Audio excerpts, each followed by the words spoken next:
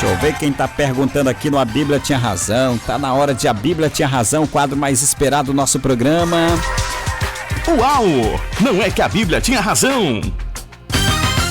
Muito bem, hoje eu vou responder a pergunta da minha amiga Pamela Soares. Ela tá escrevendo para nós lá de Floriano, no estado do Piauí. Bom dia, pastor Samuel Gomes. Sempre acompanho aqui a sua programação e agora me surgiu uma dúvida, pastor. Diga, Pamela, pergunte. Quem pergunta quer saber. Ela diz assim: pastor Samuel, o dilúvio foi universal ou foi só naquela região aonde o Noé morava? Onde é que o Noé morava? Ai, a Pamela Soares de Floriano, no estado do Piauí, quer saber se o dilúvio foi universal, né? Se foi só ali onde o Noé morava, ali onde ele estava, ele se ajeitou por ali e tal, fez um barquinho para ele, botou alguns cachorrinhos, né? E tal, levou a sua cria, os seus animais domésticos. Ô Pamela, obrigado pela sua pergunta, minha querida. Pamela, o dilúvio, essa palavra dilúvio quer dizer enchente, né? Enchente, inundação. Não acredito. E pela Bíblia, no capítulo 6, versículo 9, esse dilúvio aconteceu mesmo, né? E foi universal. Foi universal, Pamela. Isto é, envolveu o mundo inteiro. Não foi só ali onde o Noé morava, não, Pamela, viu? Envolveu o mundo inteiro. No dilúvio morreram todos os homens e animais, exceto os que estavam na arca de Noé. Os que estavam na arca de Noé não morreram, não. Não morreram, não, porque foram obedientes, né? Obedientes, né? Certo? Então, os que estavam na arca de Noé não morreram. As causas do dilúvio, Pamela, foram a maldade, né? A maldade e a depravação humana. O quê? Não acredito. Naquele tempo já eram depravados, né? Eu pensei que esse negócio de depravação era coisa nova, né? Não, antigamente o povo já era depravado.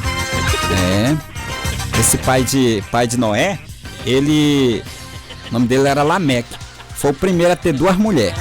O quê? Não acredito. O Lameque foi o primeiro a ter 2 mulheres. E ele morreu no dilúvio, viu? Ele morreu no dilúvio. Eu fico imaginando o pai do Noé batendo lá na porta da arca pro Noé abrir. E o coração do Noé, né? Eu fico imaginando o coração do Noé. O Lameque foi um profano. Ele tinha 2 mulheres. Ele foi o primeiro a ter 2 mulheres. Esse negócio de ter 2 mulheres, rapaz, não tá dando conta de uma, vai dar conta de 2. Rapaz, mulher bicho caro. Mulher bicho caro. Só imaginou, só o shampoo delas. Meu pai do céu. Mulher bicho caro. Então vamos lá, vamos voltar aqui pro Noé, porque a mulher é bicho caro, a gente pode gastar muito dinheiro. Nós estamos sem dinheiro. Sem dinheiro. Então vamos lá.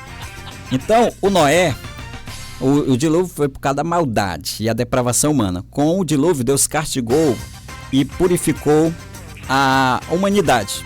Depois do dilúvio, Pamela, Deus fez com Noé uma nova aliança, né? Simbolizada aí pelo arco-íris, né?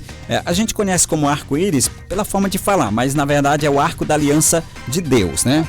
Não acredito. Porque essa palavra íris, você sabia que essa palavra íris foi acrescentada, não tá no original, ela foi acrescentada, né? Por quê? Porque Íris era uma deusa egípcia. O quê? Não acredito. Uma deusa egípcia. Então não podia estar nessa Sagrada Escritura, mas acabaram botando, né? Quem traduziu a Bíblia acabou botando, né? Mas Íris era uma deusa. Então no original não tem a palavra Íris.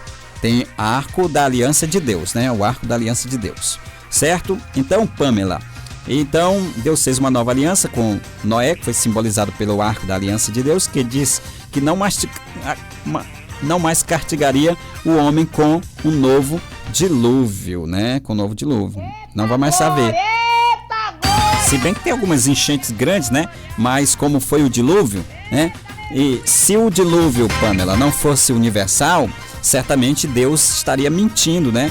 Deus estaria mentindo, porque a gente vê várias várias enchentes em vários lugares, cidades devastadas, entendeu?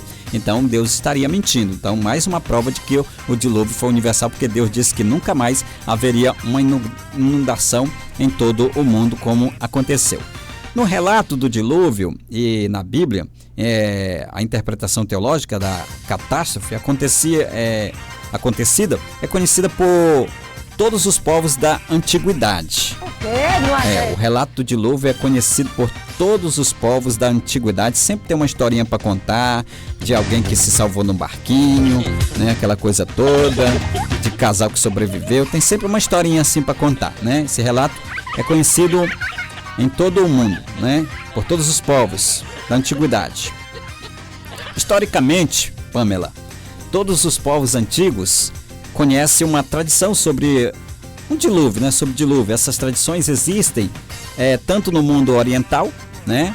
Por exemplo, na Palestina, na Babilônia, na Mesopotâmia, como também no mundo ocidental. Por exemplo, na América, na África, todos os povos guardam na memória coletiva a lembrança de uma inundação catastrófica, né? Que acontecida em alguns tempos imemoriais, né? Tempos memoráveis. Então, tem sempre alguém contando uma história de dilúvio, né? Tem sempre alguém contando uma história de dilúvio. Pode não ser parecida, pode não ser a mesma história, mas é parecida. Sempre é parecido. Isso demonstra de que de fato aconteceu. Na memória do povo está lá. Na tradição mesopotâmica, por exemplo, há uma narração sobre um herói de um dilúvio, viu, Pamela? Na tradição Mesopotâmia, há uma narração de um herói de um dilúvio. O nome dele é Utanaspim. Entre essa narração e a narração bíblica, há muita semelhança histórica, né? Semelhança histórica, literária e de conteúdo. Então, o dilúvio é descrito nessa narrativa como um universal, mas no sentido antropológico. Isto é, atingiu todo o gênero humano da destruição. Salvaram-se somente os homens e os animais que estavam numa barca. E a chuva parou depois de 7 dias, na narrativa babilônica, né? 7 dias. A barca parou no monte também, o Monte Nizim, no monte da Mesopotâmia. O Utanapissim, que é o nome do cidadão, soltou uma pomba e a seguir uma andorinha e depois um corvo. As duas primeiras aves voltaram e o corvo não voltou. Então era sinal de que as águas haviam baixado. O corvo encontrara alimento na terra. Então o herói desse relato oferece um sacrifício de ação de graças aos deuses. Isso aqui é uma narrativa babilônica. Em todas as tradições, Pamela, orientais, o dilúvio não é descrito como fenômeno natural, mas como castigo dos deuses entre aspas. Segundo tais tradições, a humanidade descende dos sobreviventes que estavam na barca, né? A inundação aconteceu por causa das muitas chuvas ou por causa do mar revolto, e em todas essas tradições há, como se diz, a presença de pássaros que anunciam o fim do dilúvio, né? Anuncia o fim do dilúvio. Então, diante disso, Pamela, de toda essa narração, de tudo isso, a narração bíblica parece ser novidade. Os pontos de contato entre a narração bíblica e as narrações, a narração mesopotâmica, são evidentes. Uma coisa fica bem clara, viu, Pamela? Uma coisa fica bem clara: o dilúvio foi uma inundação imensa que de fato aconteceu. Qual é então a diferença entre o relato bíblico e o relato mesopotâmico? A originalidade da narração, viu, Pamela? Originalidade da narração. A narração bíblica está na interpretação de que ela de fato é o que se chama de interpretação teológica de um acontecimento. Qual a interpretação teológica da Bíblia sobre o dilúvio? O autor bíblico afirma que, com seu texto, que o dilúvio aconteceu por causa da depravação da humanidade. Não acredito. Por causa da depravação. Naquele tempo já tinha depravados. Eu pensei que era coisa nova dos dias de hoje, né? A depravação vem de muito tempo e tal, né? Interpretação. O autor afirma que seu texto, que o dilúvio aconteceu por causa da depravação da humanidade e não por causa das desavenças entre os deuses, né? Como diz o relato mesopotâmico, né? Que diz que os deuses lá estavam irados, brigando entre si, né? Como diz esse relato. O dilúvio diz que a Bíblia foi castigo. O dilúvio diz a Bíblia, foi castigo infligido pelo Deus único e verdadeiro, o Deus de Israel, né? O Deus de Israel, e não pelos deuses. O dilúvio não destruiu toda a humanidade, mas todos os homens da região atingida, exceto os que estavam na arca, né? Então a humanidade teve novo começo com Noé e seus filhos, isto é, os homens, mesmo diferentes, são descendentes ainda só de um casal, né? Todos são descendentes de um só casal, que é o Noé, né? Que é o Noé, depois do dilúvio. Depois do dilúvio, nós todos somos descendentes de Noé. Por isso podemos, Pamela, considerar a narração bíblica como um relato etiológico, também, isto é, relato que procura dar o motivo, a causa e o porquê de determinado fato, do qual todas as pessoas tinham lembrança na consciência coletiva.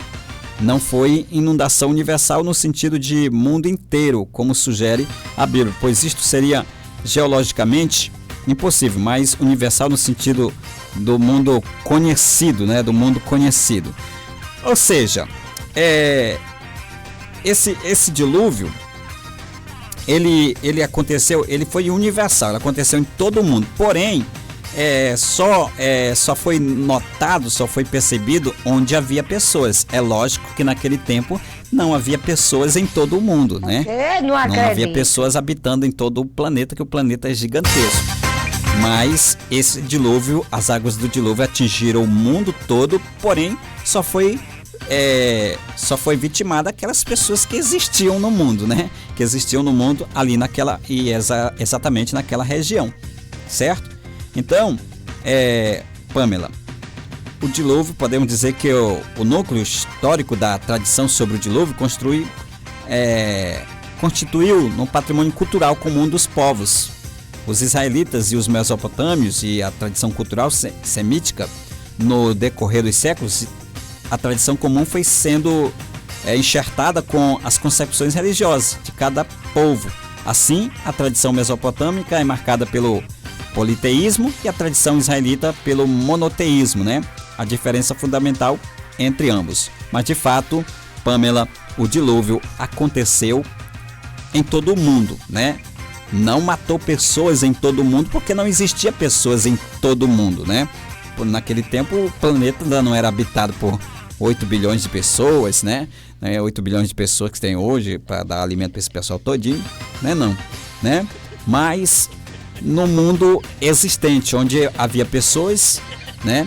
Certamente naquela região ali, onde o Noé e os seus contemporâneos viviam, foram todos mortos, foram todos dizimados pelo dilúvio, e o Noé escapou porque temeu a Deus, juntamente com sua família e com os animais. E mais uma vez chegamos a uma conclusão de que... Uau! Não é que a Bíblia tinha razão! Pamela, a Bíblia sempre vai ter razão e nós sempre vamos estar equivocados, porque a Bíblia é terrivelmente a palavra de Deus. Não tem como questionar com a Bíblia. Questionar com a Bíblia é dar murro em ponta de faca. Mais uma vez quero agradecer o seu carinho, sua companhia e a sua audiência, né? Muito obrigado a todos vocês que nos deram sua audiência. Foi espantosa, espetacular, e eu agradeço o seu carinho e sua companhia. Volto amanhã às 9 da manhã, se Deus nos permitir. Perdeu esse conteúdo? Vai daqui a pouco lá no YouTube, que tá lá, Sistema Renascer HD, é só procurar. Tá lá no YouTube para você compartilhar aí com todo mundo, tá bom? Todos vocês, uma ótima tarde, a paz do Senhor Jesus. Logo mais tem o Super Noite, né? A programação continua, mas tem programa ao vivo à noite, a partir das 18 horas tem um programa Super Noite com meu amigo Júnior Ferreira. Todos vocês, uma super tarde. Tchauzinho, fui!